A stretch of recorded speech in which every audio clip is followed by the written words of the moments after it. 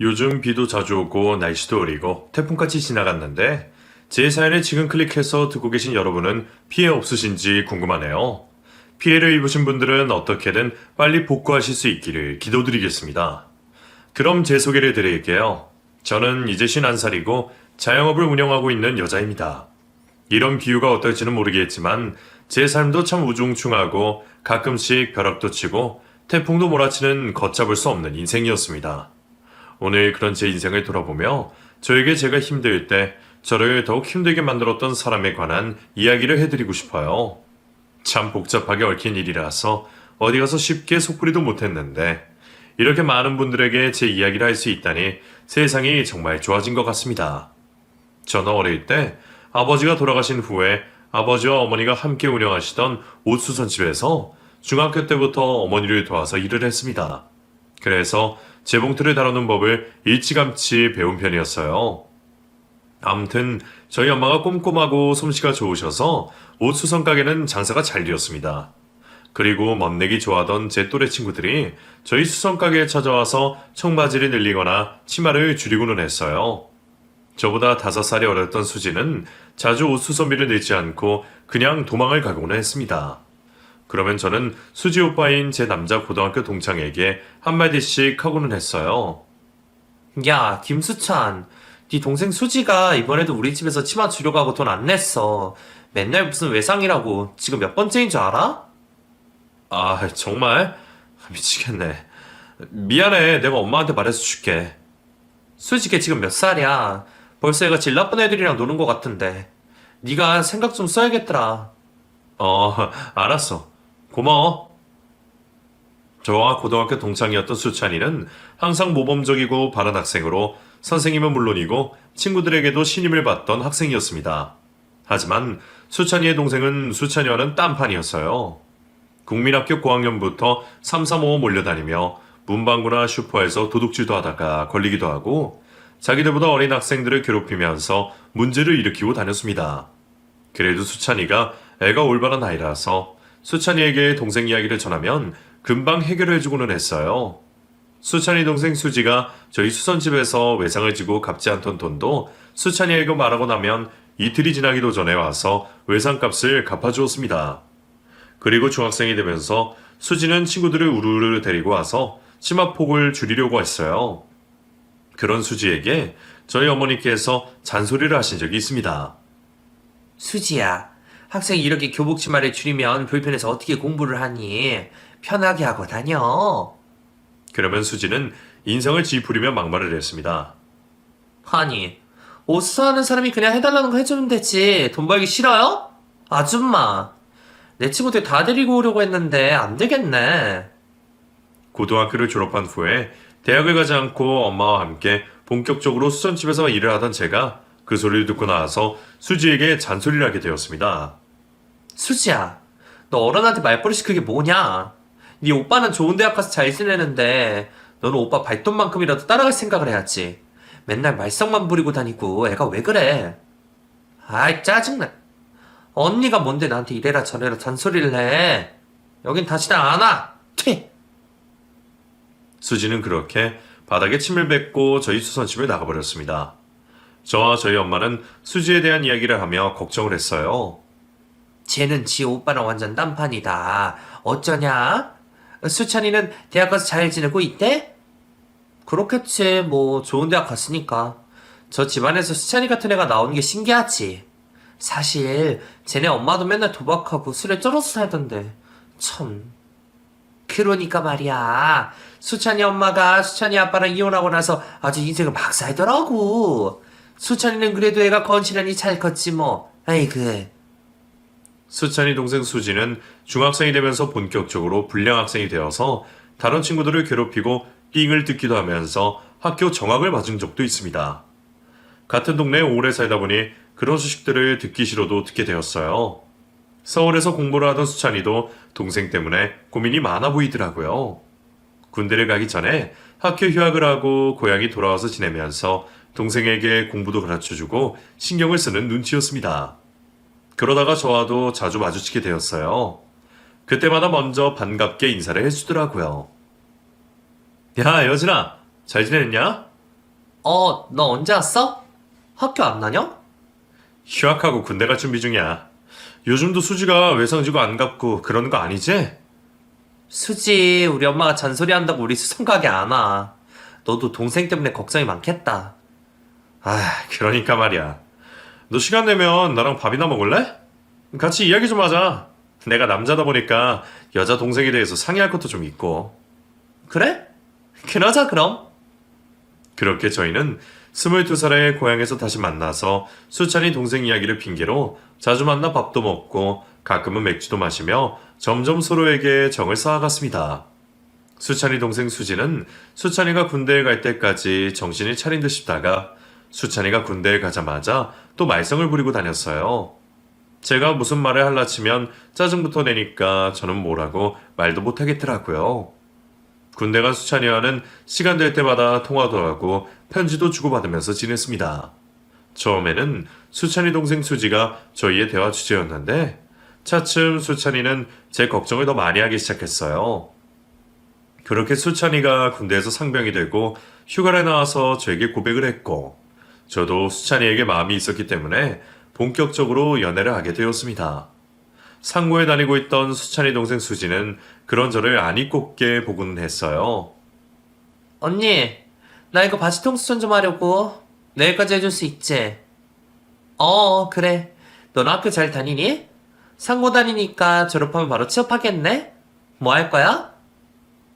언니. 우리 오빠랑 사귄다고 무슨 벌써 내 새언니라도 된 줄 알아? 주제 넘은 잔소리 좀 그만해. 그리고 우리 오빠 서울에서 좋은 대학 다니는데 언니 좀 양심 없다고 생각 안 해? 뭐라고? 또 무슨... 수지가 그런 말을 하면 저는 숨이 턱 막히면서 할 말을 잃었습니다. 사실 남들 눈에 보기에는 수찬이가 저에게 아까운 사람인 건 사실이었으니까요. 그런 말을 듣고 나면 정말 밤에 잠이 오지 않을 정도로 혼자서 고민을 하기도 했습니다. 맞아. 수찬이랑 앞날이 창창한데 나는 고향 떠나지도 못하고 이렇게 고여서 매일 수석 가게 안에서 일이나 하고 있으니 보내주는 게 맞는 걸까?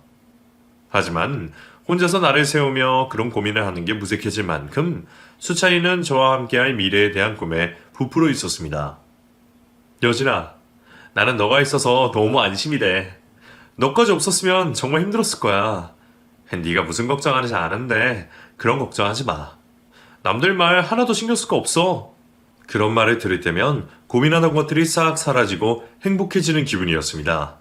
그렇게 3년 가까이 연애를 했어요. 수지는 고등학교를 졸업하고 나서 별다른 일도 하지 않고 여전히 친구들과 놀러 다니기 바빴고 대학을 졸업한 수찬이는 저도 있고 본인 가족도 있는 고향 근처로 와서 좋은 회사에 취업을 하고 일을 했습니다.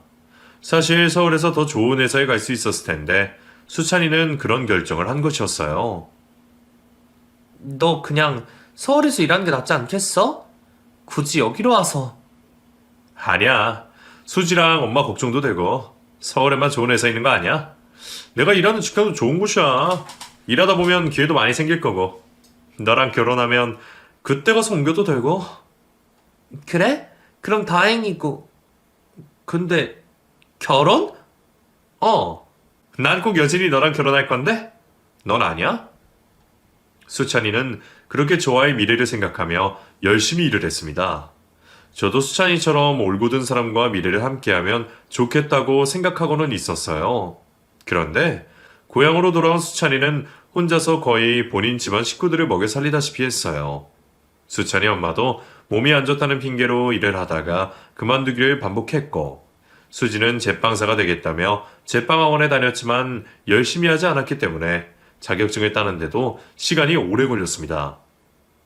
무슨 말을 하면 다 잔소리에 짜증으로 받아쳐서 수지에게는 아무도 간섭을 할 수가 없었습니다. 수찬이마저도 나중에는 포기를 하더라고요. 아무튼 수찬이와 저는 26이 되어서 결혼을 하기로 약속을 했습니다. 그리고 결혼 준비를 시작했어요. 저는 저희 친정엄마와 수성가게에서 일을 하며 적금도 붓고 착실히 돈을 모아서 수찬이가 일하는 곳 근처에 집도 사두었습니다. 거기서 신혼살림을 하기로 했어요. 같은 동네에 살던 사람들이라 따로 상견례를 하지 않아도 서로 잘 아는 사이였습니다. 그래도 결혼은 가족끼리의 만남이기도 했기 때문에 저희는 상견례 자리를 가졌어요. 거기에 수지도 나왔더라고요. 그리고 시어머니와 수지는 예단비를 요구했습니다. 예단을 따로 줄 건 없고 그냥 돈으로 주면 좋겠네. 우리가 수천이 장가가면 정말 힘들거든요. 그리고 사실 동네 사람들도 그래. 수천이가 뭐가 아쉬워서 수천집 빠른 여진이한테 장가를 가냐고. 나도 참 그게 아쉽기는 해. 시어머니의 말에 저와 저희 친정엄마는 얼굴이 빨갛게 달아올랐어요. 그런데 수찬이가 본인 엄마한테 한마디 하더라고요. 엄마, 내가 뭘 그리 잘났다고. 여진이 자기 일 열심히 하면서 사는 애인데 왜 무시라고 그러세요? 그리고 예단비라뇨. 집도 여진이가 해오는데 못 드는 걸로 하세요? 그러자 시어머니가 벼락같이 화를 내더라고요. 얘가 진짜 헛똑똑이라니까? 너 장가 가면 우리 어떻게 살라고? 예담이 뭐 많이 달라는 것도 아니고 1,000만 원만 줘. 아유. 그 말에 저희 친정엄마가 대답하셨습니다. 그럼요. 그 정도는 해드려야죠. 걱정 마세요. 수찬이 같은 번듯한 사윗감 거저 얻는 거 아니죠. 역시 여진이 엄마는 말이 통하네. 그럼 우리는 할 말 다 했으니까 이만 가볼게요. 결혼 준비 잘 하시고요. 우리는 뭐 더 할 것도 없고 수찬이랑 여진이가 알아서 하겠지. 식장에서 봐요. 그렇게 말하고 시어머니와 시누인 수지는 쌩하니 사라지더라고요. 그 자리에 남은 수찬이만 안절부절 어쩔 줄을 몰라 했습니다. 그런 수찬이를 저희 친정엄마가 다독여 주셨어요. 괜찮어. 나도 그 정도는 해줄 생각이었으니까. 너희 둘이 결혼해서 잘 살면 되지 뭐가 문제냐. 장모님, 그래도 제가 너무 죄송해서. 아휴, 저희 엄마도 제 동생도 아직 철이 들지가 않았어요. 그래 괜찮으니까 수찬이 너 그만 걱정해. 결혼 준비 잘해보자. 사실 저는 그날 기분이 너무 나빴지만 수찬이 하나만 보고 그 기분을 떨쳐내려 애를 썼습니다. 그렇게 저희는 몇 달 후에 식을 올리고 제 명의로 된 신혼집에서 신혼살림을 시작했어요. 제가 어머니와 함께 운영하던 수천집에서도 30분 거리이고 남편의 직장에서도 30분 거리라서 딱 좋은 위치였습니다. 시댁이 제사를 지내는 집은 아니라서 그건 편하더라고요. 하지만 남편은 결혼 후에도 시어머니와 시누이가 저지른 일을 처리하느라 바빴어요. 두 사람이 무슨 빵가게를 열었다가 완전히 쫄딱 망해서 빚더미에 나앉았거든요. 남편이 받은 월급의 거의 대부분은 시댁에 빚을 갚느라 써야 했습니다. 저는 아이를 임신하고 나서도 수성가게에서 일도 하고 부업도 하면서 열심히 돈을 벌어서 생활비에 썼어요. 남편은 항상 저에게 미안하다고 말했습니다. 여진아, 결혼해서 우리 집에 신경 안 쓰겠다고 했는데 이렇게 돼서 미안해. 뱃속에 우리 아이한테도 부끄럽고. 뭐 어쩌겠어. 이미 벌어진 일인걸. 난 수찬 씨 마음 이해해. 고마워. 이번이 마지막이야. 두 사람 빚만 다 갚으면 나 그냥 인연 끊고 살 거야. 그동안 아버지 없이 내가 집안에 가장 노릇했는데 이건 정말 해도 너무하다 싶어. 여진이 너 아니었으면 나도 감당하기 힘들었을 거야. 미안해 정말. 괜찮다니까. 우리 뱃속에 아이나 잘 키울 생각하자. 시어머니와 신우가 차린 빵가게가 망하고 시어머니는 또 도박에 빠져서 지내고 시누이는 뭘해서 돈을 버는 건지 사치를 부리고 다녔습니다. 시댁 생각하면 속이 시끄러워서 저는 신경을 끊고 살려고 애를 썼어요. 그리고 남편과 제 소중한 딸을 낳게 되었습니다. 딸을 낳고 나서 저는 한동안 수성가게에서 일을 할 수 없었어요. 갓난아이에게 손이 많이 가더라고요. 새벽에도 몇 번씩 깨서 젖을 물려야 해서 생활 패턴이 엉망이 되었습니다. 친정엄마는 그런 저를 이해해 주셨어요. 제가 없어서 힘드실 텐데도 불평 한마디 없이 열심히 수성가게를 운영하셨습니다. 애가 1살이 되고 나서는 저도 아이를 수성가게 근처의 어린이집에 맡기고 엄마와 함께 일을 다시 시작했어요. 남편은 아이가 태어나고 나서부터는 시댁에 완전히 발길을 끊었습니다. 남편이 시어머니와 통화하는 소리를 들었는데 결심이 상당하더라고요. 엄마, 이제 저도 그만할래요. 빚도 반 이상 갚아드렸잖아요. 엄마도 일 좀 하세요. 도박 끊으시고요. 수지 걔도 정신 차리고 일 구하라고 하세요. 더 늦기 전에요. 저는 이제 엄마랑 수지한테 신경 끄고 살 거예요. 전화하지 마세요. 그렇게 단호하게 남편이 시댁과 연을 끊고 나서는 시어머니는 저에게 연락을 해서 가끔씩 하소연을 했습니다. 당시에 제가 수성가게에서도 일을 하면서 유명한 맞춤 양복점에도 나가서 일을 했거든요. 수입이 꽤 짭짤한 편이었어요. 그래서 저에게 전화를 걸어서 통사정을 하는 시어머니와 시누이를 외면할 수가 없어서 저는 가끔씩 시댁에 돈을 붙여주기도 했습니다.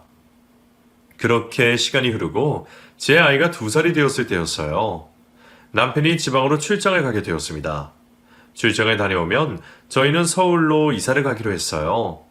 저도 맞춤 양복점에서 스카우트 제의가 들어와서 거기서 본격적으로 일을 하기로 했거든요. 엄마와 하던 수성 가게는 엄마 혼자서도 하실 수 있다고 했습니다. 여진아, 이번에 출장 다녀오면 서울 가서 같이 집 알아보자. 장모님이 걱정되긴 한데. 우리 엄마는 워낙에 당첨문이어서 괜찮아. 여기에 친구도 많으시고 나 수성가게 일 그만두면 같이 일하실 분도 이미 구해두셨더라고. 그래? 정말 다행이다. 우리 딸 준이랑 여진이랑 나랑 앞으로 서울에서 더 행복하게 살 생각에 나 너무 기뻐. 그래, 출장 다녀와. 그게 남편과의 마지막이 될 줄은 꿈에도 몰랐습니다. 남편은 출장을 갔다가 거기서 음주운전을 한 차량에 치여서 그 자리에서 즉사를 하고 말았어요. 그 비보를 듣고 저는 제 남편이 아닐 거라고 울부짖었습니다. 하지만 죽은 남편의 한 손에 끼워진 저희의 결혼 반지를 보고 저는 절망하고 말았어요. 그렇게 꿈인지 현실인지 분간이 가지 않는 상황 속에서 남편의 장례식을 치렀습니다. 장례식장에서 시어머니는 제 멱살을 잡고 행패를 부렸어요. 우리 생태 같은 아들이 왜 죽어? 너 만나서 그렇게 애가 딴 사람처럼 변하더니 결국에는 이게 다 여자를 잘못 만나서 그래. 너만 안 만났어도 우리 아들 지금 서울에서 좋은 회사 다니면서 부잣집 딸내미 만나서 결혼하고 편하게 살고 있었을 텐데. 제 멱살을 잡고 흔들며 폭언을 퍼붓는 시어머니에게 저는 속절없이 당하고만 있었습니다. 당시에는 시어머니의 말이 다 맞는 말 같았어요. 남편이 그렇게 젊은 나이에 허망하게 세상을 등진 게 모두 제 탓만 같았습니다. 아무것도 모르고 장례식장 한켠에서 신나게 놀고 있는 제 딸을 보면서 저는 하염없이 눈물만 쏟아냈어요. 여보, 이렇게 가면 어떡해. 수찬아, 여보. 그렇게 장례식을 치른 얼마 후에 저는 남편에게 음주운전 사고를 낸 사람으로부터 보상금을 받게 되었습니다. 남편 회사에서도 위로금이 나왔어요. 남편이 출장을 다녀오면 서울로 이사를 하기로 했던 꿈도 다 물거품처럼 사라지고 저는 일도 못하고 아이와 집안에서만 머물고 있었습니다. 그런데 보상금을 받은 걸 어떻게 알았는지 시어머니와 시누이가 저희 집에 들이닥쳤어요. 아휴, 목말라. 음료수 좀 내와라. 며칠째 잠도 못 자고 밥도 제대로 먹지 못한 저에게 시어머니가 말했습니다. 남편이 죽기 전과는 아무것도 달라진 게 없어 보이는 시누이는 그 옆에서 손톱 정리만 하고 있었어요. 저는 거의 쓰러질 듯이 비틀대며 부엌으로 가서 냉장고에 있던 오렌지 주스 2잔을 따라서 시누이와 시어머니 앞에 대령했습니다. 오렌지 주스를 벌컥벌컥 들이마신 시어머니와 시누이는 바로 저에게 돈 타령을 시작했어요. 언니, 우리 오빠 죽고 나서 이 큰 집에 혼자 사니까 좋아? 남편 없애고 호강한다, 그치? 시누이가 그렇게 말했고 바로 연달아서 시어머니가 말을 보탰습니다. 너, 우리 수찬이 앞으로 보상금 나온 거 알고 있어. 얼마나 왔니? 그거 우리 아들 죽고 나서 나온 돈인데 네가 가질 이유가 없잖아? 그 돈 우리한테 다 토해내. 네? 어머니, 그 말씀하시러 이렇게 오신 거예요? 그럼. 내가 무슨 볼 일 있어서 재수 없는 날 찾아오겠어? 얼마야? 얼마 받았어? 이 사람들이 인간인가 싶더라고요. 아들이 죽었는데 슬퍼하기는커녕 아들이 죽고 나서 나온 보상금을 어떻게든 뜯어가려고 왔다는 사실이 믿기지가 않았습니다. 그 돈이 그렇게 필요하세요? 지금 수찬 씨 죽고 얼마나 시간이 지났다고? 제가 힘없이 그렇게 말하자 시어머니가 대답했습니다. 우리가 힘들어서 그래. 빚도 갚아야 하고 이번에 좋은 자리가 나와서 수지랑 나랑 디저트 가게를 차리려고 하는데 돈이 없어. 네가 좀 이해해라. 1억은 되니? 그 정도면 빚 다 갚고 우리 새 출발할 수 있을 것 같은데. 1억이요. 1억이면 되죠. 그럼 더 이상 주고 수찬 씨랑 저한테 돈 요구하시는 일 없으신 거죠? 저는 화도 나고 오기도 나서 그렇게 시어머니에게 몰아붙였습니다. 그러니까 오히려 반갑게 대답하더라고요. 그래, 1억 있어? 어머, 보상금 있기나 나왔나 보네? 보상금 5천이고요. 제가 5천 더 해드릴게요.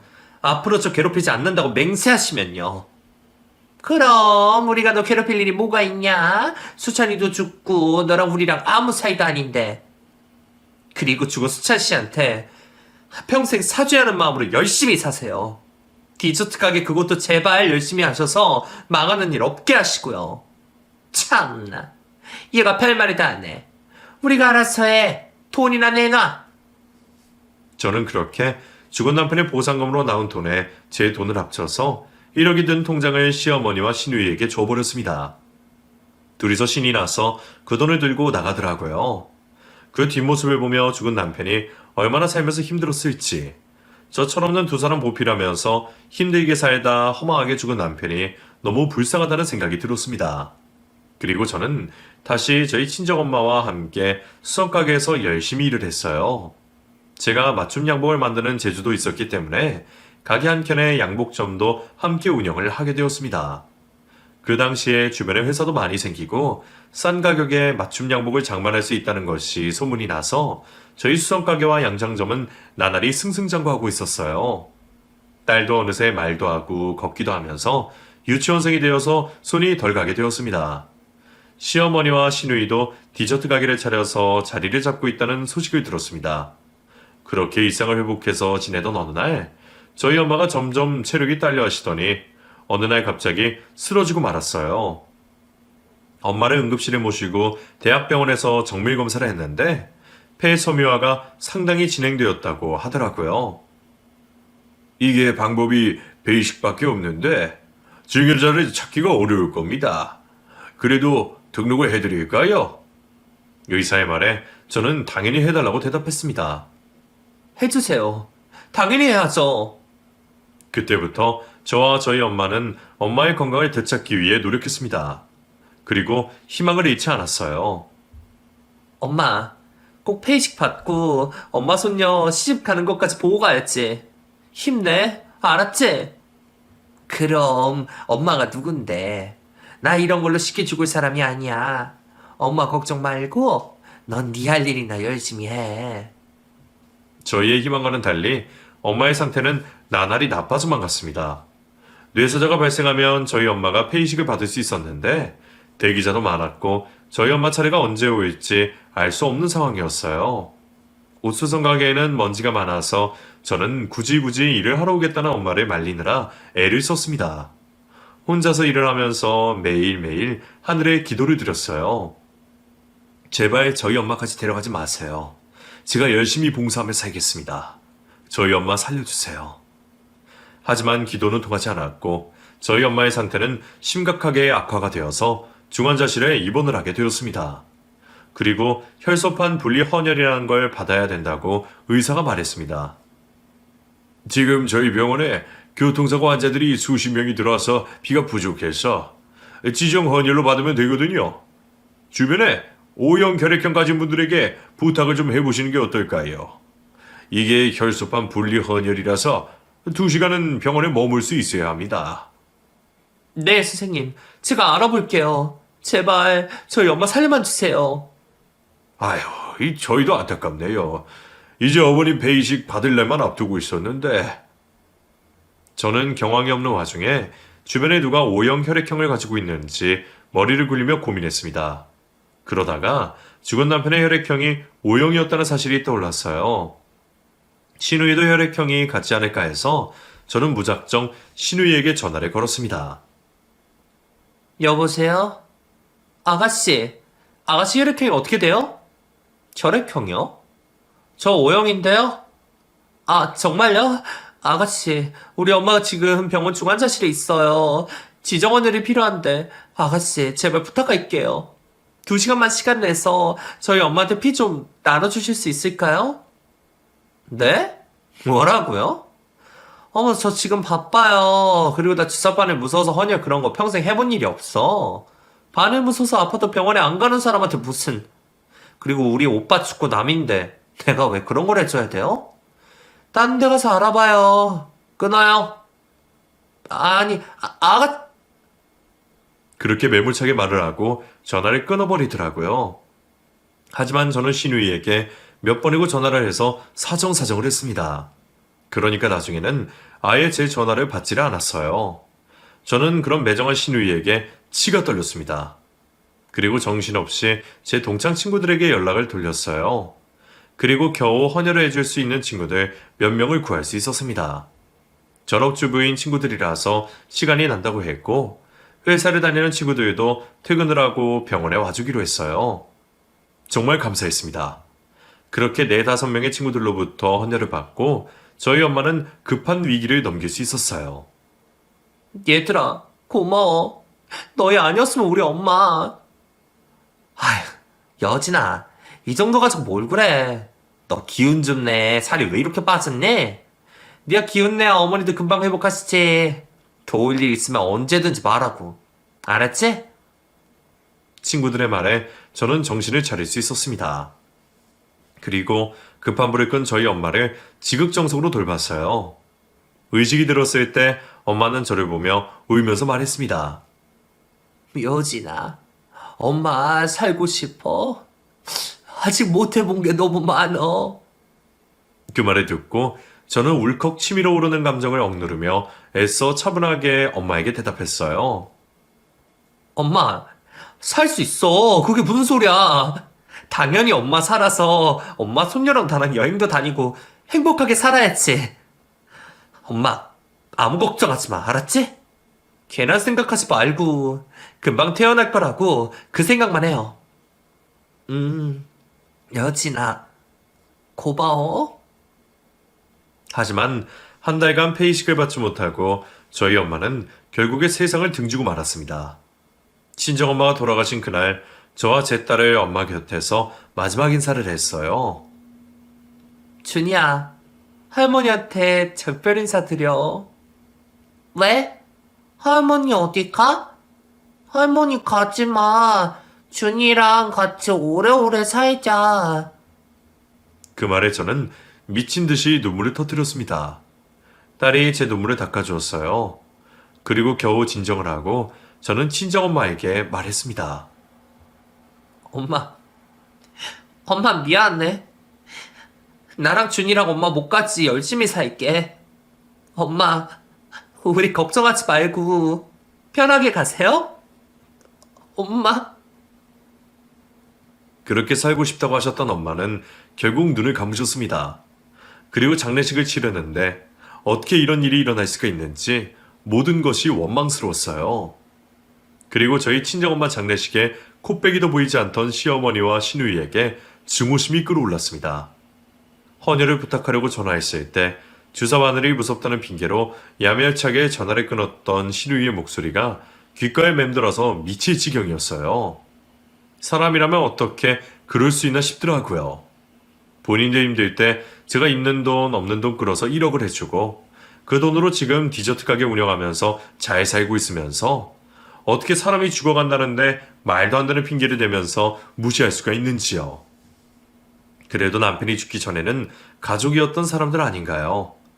남편이 그런 인간들 때문에 고생하다 죽은 것도 그렇고 여러모로 저는 시누이와 시어머니에게 복수심이 불타올랐습니다. 내가 이 인간들 가만 안 둬. 저희 엄마에게 헌혈을 해줬던 동창 친구들 앞에서 제가 그렇게 말하자 친구들도 공감을 해주시더라고요. 그러게, 수지 그년 어릴 때부터 그렇게 못돼 처먹게 행동하고 다니더니 애가 진짜 어떻게 그럴 수가 있니? 지금 하는 디저트 가게도 네가 준 돈으로 한 거라며. 거기 인기 많더라? 근데 비싸다고 불평도 많은 것 같더라고. 그래? 어. 저는 저희 친정엄마 장례식까지 마친 후에는 제 마음속에 복수심밖에 남지 않은 걸 인식하고 있었습니다. 그리고 인터넷을 뒤져서 신우가 운영하고 있는 동네 맘카페에 가입을 했어요. 그리고 신우의 디저트 가게 이름을 검색하자 여러 개의 글이 뜨더라고요. 그 글들을 클릭해서 확인을 해보니 예상보다 더 욕이 많이 쓰여 있었습니다. 사장이 거만하고 디저트 양이랑 퀄리티에 비해서 비싸기만 하네요. 전에는 제 아이들 먹여주려고 같이 갔는데 시끄럽게 군다고 내쫓더라고요. 어이가 없어서. 장사하는 사람이 그래도 되나요? 그 글 밑에 댓글로 많은 사람들이 비슷한 경험을 했다고 대화를 나누고 있었습니다. 이미 평판이 좋지 않은 가게였던 모양이었어요. 그걸 모르는 사람들이 가게를 찾아가서 그나마 적자는 내지 않고 유지가 되고 있는 것 같았습니다. 저는 복소심에 눈이 빨개진 상태였기 때문에 신우와 시어머니가 운영하고 있는 디저트 가게 이름을 제목으로 해서 글을 작성했습니다. 남편이 죽기 전에 신우와 시어머니의 만행과 저희 친정엄마에게 헌혈을 부탁했을 때 신우가 했던 말들, 그리고 그 디저트 가게가 어떻게 창업하게 됐는지에 대한 내용들을 구구절절 다 적었어요. 게시물을 올리자마자 반응이 뜨거웠습니다. 댓글이 순식간에 100개가 넘게 달리고 다른 유명 사이트에 제가 쓴 글이 옮겨지면서 더 화제가 되었어요. 어쩐지 그 디저트 가게 사장 두 사람 인상부터 글러먹었다 생각했는데 역시나 이런 속사정이 있었네. 다시는 안 갈게요. 그리고 글 쓴 분 힘내세요. 그런 댓글들이 줄을 이뤘습니다. 제 상처에 공감을 하고 위로를 해주는 사람들의 글을 보니 다 헤집어졌던 제 마음의 상처들이 그나마 조금은 아무는 듯한 기분이 들었어요. 그리고 그 글을 게시한 지 일주일 만에 신우이로부터 연락이 왔습니다. 언니 지금 미쳤어요? 그걸 언니가 쓴 거 맞죠? 저는 신우의 말을 듣고 일부러 느긋하게 대답했습니다. 다짜고짜 전화해서 인사도 없이 그게 무슨 말이에요? 지금 우리 가게 망하는 꼴 보려고 그런 거예요? 언니가 그걸 올린 다음부터 손님 완전 뚝 끊겼어요. 파리만 날린다고요. 얼른 그걸 내려요. 그리고 다 거짓말이었다고 해명글 올리고요. 뭐라고요? 뭘 어쩌라고요? 내가 왜 그래야 되는데? 내가 쓴 게 다 사실이잖아? 지금 무릎 꿇고 싹싹 빌어도 모자란 판국에 뭐라고? 야, 내가 미쳤냐? 그리고 그 글 이미 다른 사이트에도 퍼질 대로 다 퍼져서 나도 어쩔 수가 없어. 자업자들이란 말 알지? 너도 좀 당해봐야 돼. 끊어. 저는 그렇게 전화를 끊어버렸습니다. 전화를 끊었는데도 계속 전화가 걸려오더라고요. 그래서 더 상대할 가치가 없다고 느껴서 차단 버튼을 눌렀어요. 그러자 시어머니에게서도 전화가 왔습니다. 시어머니 번호도 차단을 해버렸어요. 그리고 저는 돌아가신 어머니와 운영하던 수성가게에 나가서 일을 했습니다. 일을 하고 있는데 점심 무렵에 씩씩대며 시어머니와 시누이가 저희 가게로 찾아왔더라고요. 그리고 시어머니가 저에게 싸대기를 날리고는 말했습니다. 야, 너 진짜 글 내려. 그거 당장 내리고 해명하라고. 어머니, 아니 아줌마, 지금 이게 무슨 짓이에요? 남의 영업장에 와서? 뭐라고? 이게 어디서 악만 늘어가지고. 너 때문에 우리 다 망하게 생겼어. 얼른 맘값 배승을 내려. 시어머니가 그렇게 외쳤고 시누이도 옆에서 씩씩대며 말했습니다. 언니, 진짜 예정을 생각해서 이러면 안 되죠. 그 말에 정말 코웃음을 치게 되더라고요. 예정이요? 지금 예정이라고 했어요. 우리한테 예정이라는 게 있어요? 그걸 보고 반성하는 마음은 하나도 안 들었나 보네요. 우리 엄마 죽어갈 때 아가씨 뭐라고 했어요? 주사바늘 무섭다고 헌혈 그거 뭐라고 안 해준다고 난리였잖아요. 글 절대 못 내리고 해명글은 꿈도 꾸지 마. 난 진실을 말했을 뿐이야. 제가 그렇게 윽박을 지르자 시누이와 시어머니가 당황하더라고요. 그리고 시누이가 냅다 제 가게로 들어와서 제 앞에서 무릎을 꿇고 울며불며 애원했어요. 언니, 그때 내가 너무 철이 없었어. 오빠도 죽었고 언니랑 나랑 아무 상관없다고 생각해서 진짜 미안해요. 근데 엄마랑 나랑 그 디저트 가게 운영하면서 정말 셋 줄말을 썼거든요. 가게도 장사 잘 되고 있었고 거기 망하면 우리 어떻게 살라고. 언니, 한 번만 부탁할게요. 진짜 마지막으로 딱 한 번만. 시누이가 그렇게 애원을 하자 시어머니도 태도를 돌변해서 제 손을 붙잡고 말했습니다. 그래 여진아, 정말 미안해. 우리 수지가 어릴 때부터 주사바늘을 무서워해서 병원 앞에서 도망가고 그랬었어. 일부러 그런 건 아니야. 섭섭한 네 마음 이해 못하는 건 아닌데 그런 두 사람에게 저는 소리를 냅다 질러버렸습니다. 둘 다 그만하세요. 헌혈 안 해준 그것만 가지고 내가 이런 줄 알아? 두 사람은 좀 당해봐야 돼. 우리 엄마 죽었을 때 장례식장에 코빼기도 안 보인 건 어떻게 설명할 건데? 다 듣기 싫고 얼른 나가. 영업방해하지 말고 나가라고. 경찰에 신고하기 전에. 제가 그렇게 말하면서 전화기를 들자 두 사람은 미안하다고 제발 용서해달라며 주랭랑을 쳤습니다. 두 사람이 쫄딱 망하면 속이 후련할 줄 알았는데 그렇지도 않더라고요. 괜히 찜찜한 생각만 들었습니다. 저는 그 동네를 벗어나고 싶은 마음뿐이었어요. 결국 시누이와 시어머니가 운영하던 디저트 가게는 완전히 망해서 가게를 빼야 했고 저는 제가 운영하던 수성 가게를 정리하고 다른 도시로 이사를 갔습니다. 그리고 거기서 맞춤 양복점을 차렸어요. 수성 가게도 함께 운영하다가 나중에는 양복점 손님이 더 많아져서 양복점을 전문으로 운영하게 되었습니다. 저희 가게를 찾는 손님들이 많아져서 저는 직원도 두고 일을 하게 되었어요. 사실 지금은 꽤 입지도 좋아졌고 잡지에도 몇 번씩 실리면서 유명한 맞춤 양복점 가게가 되었네요. 제가 유명해지자 여러 가지 유혹의 손길들도 많았지만 저는 그런 유혹에 빠지지 않고 한 길만 파면서 열심히 살고 있습니다. 좋은 환경에서 아이를 키우고 아이도 공부에 흥미를 가지고 잘해준 덕분에 지금은 서울의 명문대 대학생이 되었습니다.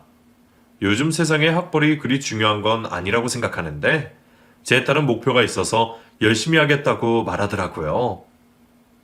엄마, 나는 꼭 외교관이 될 거야. 나 외국에서 살면 엄마도 같이 거기서 살자. 엄마가 왜 너랑 살아? 넌 네 남편이랑 애 낳고 살아야지. 제가 그렇게 말하면 딸이 아직은 징그럽다고 하더라고요. 징그러. 난 결혼 안 해. 엄마랑 죽을 때까지 같이 살 거야. 엄마, 이번에 건강검진하러 가는 거 알지? 알지. 우리 딸내미가 매년 이맘때쯤에 예약해둬서 엄마가 또 그 똥 나오는 약 먹고 고생하게 생겼네. 엄마는? 그래도 건강해서 다행이야. 앞으로도 이렇게 건강하게 우리 둘이서 잘 살아요? 제 딸의 그런 생각이 얼마나 오래 갈지는 모르겠네요. 좋은 사람이 생기면 우리 딸도 결혼을 하겠죠. 아직은 어리니까 지 엄마가 최고라고 생각하는데 연애도 하고 좋은 사람 만나면 엄마는 이순이가 되겠죠. 아이고, 벌써 섭섭한 감정이 드네요. 저도 쿨한 척은 하는데 어쩔 수가 없는 모양입니다. 아무튼 저와 죽은 남편에게 하나도 득이 되지 못하고 상처만 준 전 시댁 식구 시어머니와 시누이는 지금도 빌빌대며 살고 있다는 소식을 고향 동창에게 최근에 듣게 되었습니다. 이제는 두 사람을 도와줄 사람도 없으니 제발 지금이라도 정신 차리고 남에게 피해 주지 않으며 잘 살아갔으면 하네요. 듣고 있어요? 저는 잘 살고 있습니다. 두 사람 반성하고 지금이라도 인생 잘 꾸리면서 사세요. 오늘 많은 분들에게 해드리고 싶었던 제 이야기는 여기까지입니다. 들어주셔서 감사해요. 행복하세요.